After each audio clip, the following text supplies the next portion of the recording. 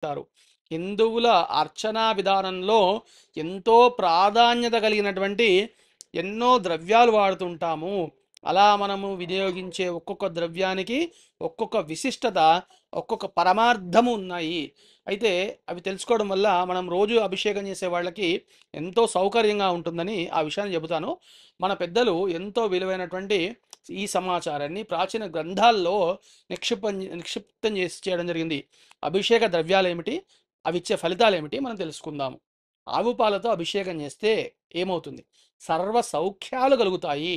ఆవు పెరుగు, ఆరోగ్యము, బలము, ఈ రెండు సమకూరుతాయి ఆవు పెరుగుతో అభిషేకం చేస్తే. ఆవు నెయ్యితో అభిషేకం చేస్తే ఐశ్వర్యం వృద్ధి చెందుతుంది. అదేవిధంగా చెరుకు రసము లేదా పంచదారతో చేస్తే దుఃఖం ఉండి తొలగిపోతుంది మరియు ఆకర్షణ కలుగుతుంది. తేనె తేజోవృద్ధిని కలిగిస్తుంది. భస్మజలం ఉంటే భస్మజలంతో చేసే అభిషేకం మహాపాపహరణాన్ని చేస్తుంది. సుగంధ ద్రవ్యాలతో చేస్తే పుత్రదాభం కలుగుతుంది, కొడుకులు పుడతారు. పుష్పోదకం అంటే పువ్వులతో అభిషేకం చేస్తే భూలాభం కలుగుతుంది. బిల్వజలంతో చేస్తే భోగభాగ్యాలు కలుగుతాయి. నువ్వుల నూనెతో అభిషేకం చేస్తే అపమృత్యు హరణమవుతుంది.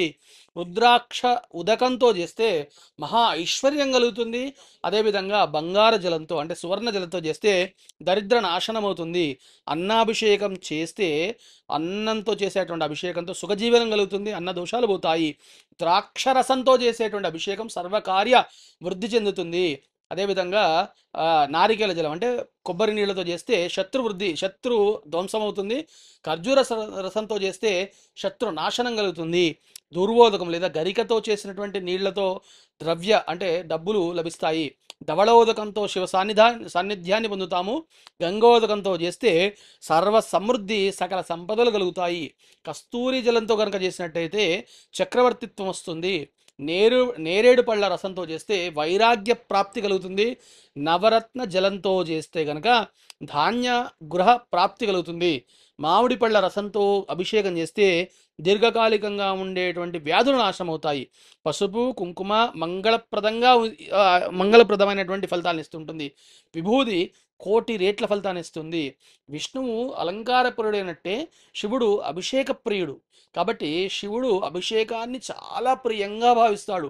కాబట్టి అభిషేక ప్రియుడు అనబడుతున్నాడు. ఎడతెరిగిన ఎప్పుడు కారేటువంటి జలధారతో శివలింగాన్ని అందుకే అభిషేకిస్తుంటారు. అందువల్ల శివాభిషేకంలో అభిషేకము చాలా ముఖ్యమైనటువంటిది.